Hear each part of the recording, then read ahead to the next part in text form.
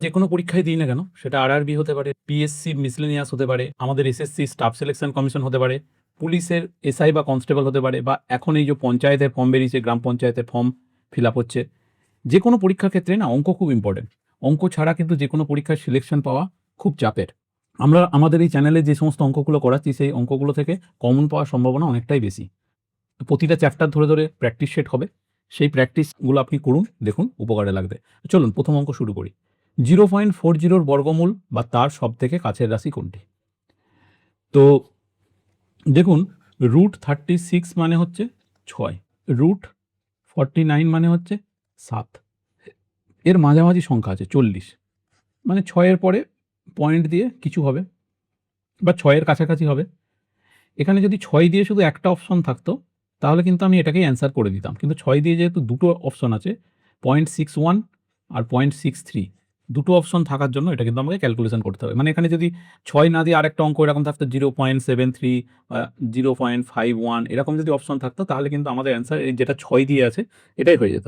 তো চলুন আমরা 40-এর বর্গমূল করার চেষ্টা করি। তো 40-কে যদি আমরা ভাঙি, 6 × 6 = 36, 4, আচ্ছা এটাকে 6-এর সঙ্গে 6 যোগ করে 12 হয়ে যাবে, 0, আরেকটা 0 আনলাম, 3 দিয়ে করলে 3 × 3 = 9, 3 × 12 = 36, 369, তারপরে কত আসছে 1, 3, এটাকে আমি আরও 3 যোগ করে কত করতে পারি 126।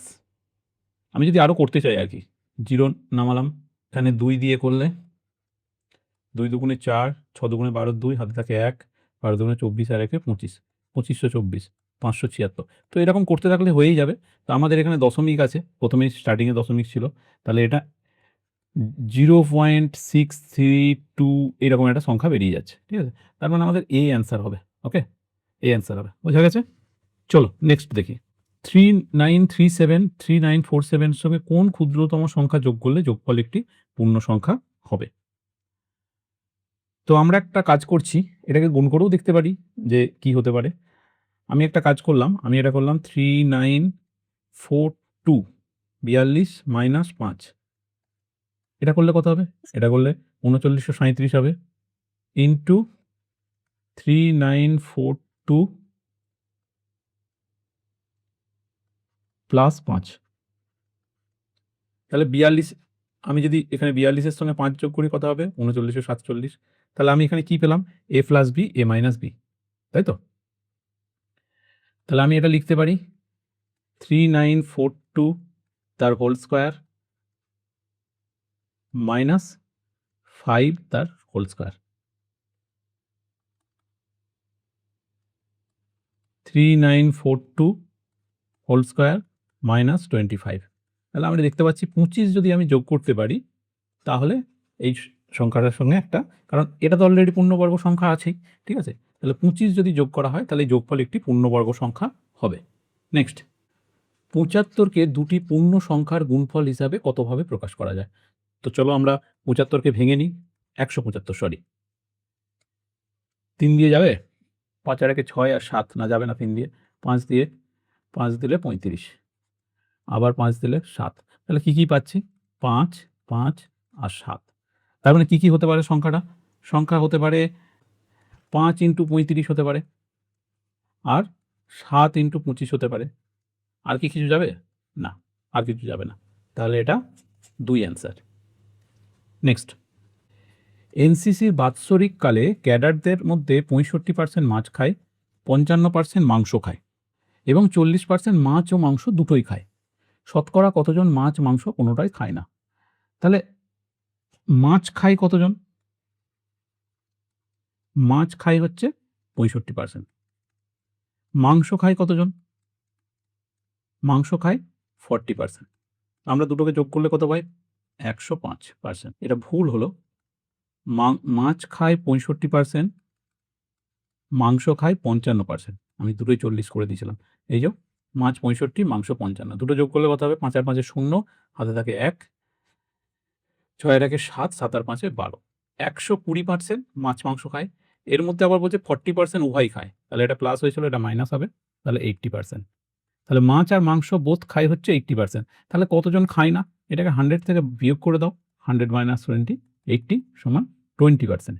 20% মাছ মাংস কিছুই খায় না। তাহলে কি হলো, মাছ খায় কতজন, মাংস খায় কতজন, এই দুটো যোগ করতে হবে, হয়ে যেটা উভয় আছে সেটাকে মাইনাস করতে হয়। ওকে, নেক্সট 20%। হ্যাঁ, তিনটি মৌলিক সংখ্যার মধ্যে প্রথম দুটির গুণফল 187, শেষ দুটির গুণফল 451।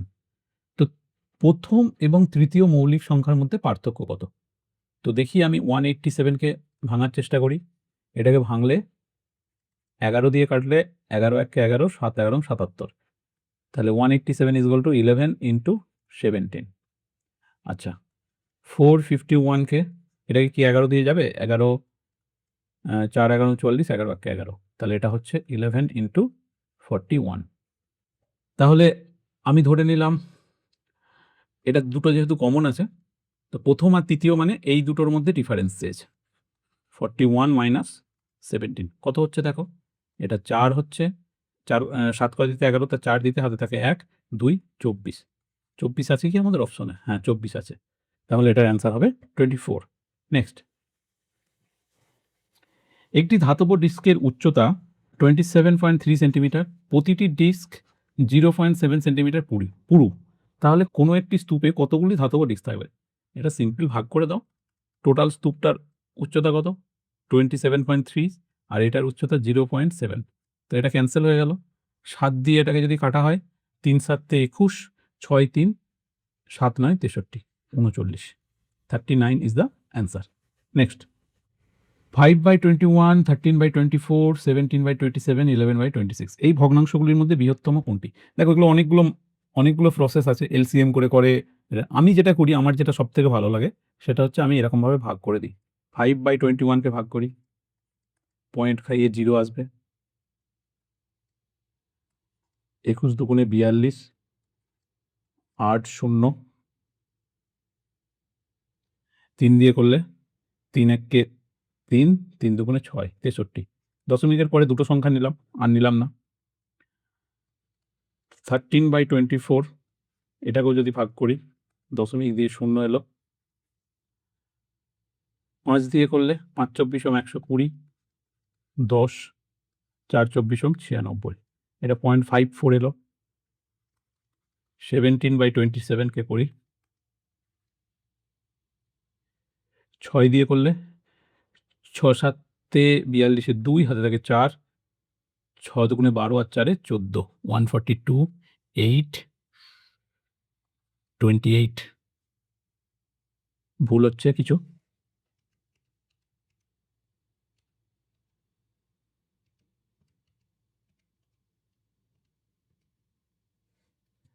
ছ 7 42, 2 হাতে থাকে 4,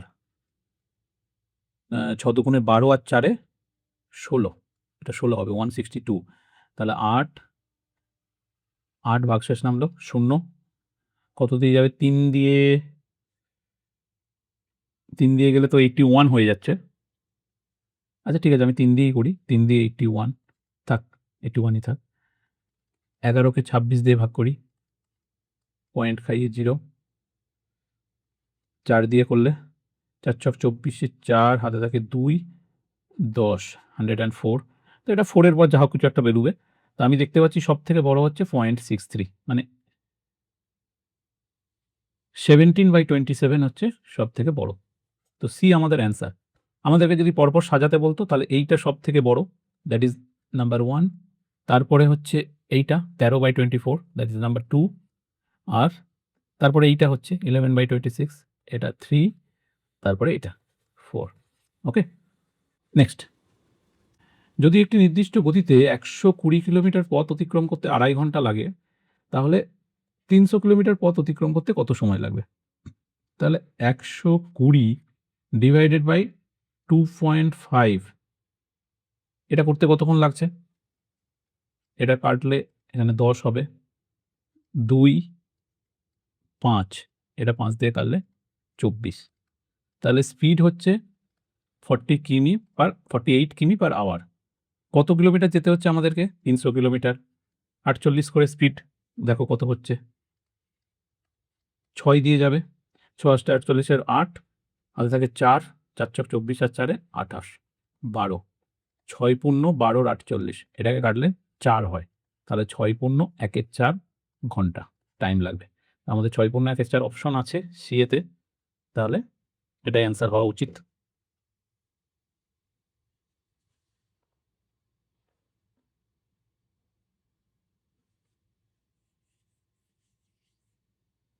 নেক্সট, 1000 এবং 2000 এর মধ্যে কোন বর্গ সংখ্যা 13 দ্বারা বিভাজ্য হবে?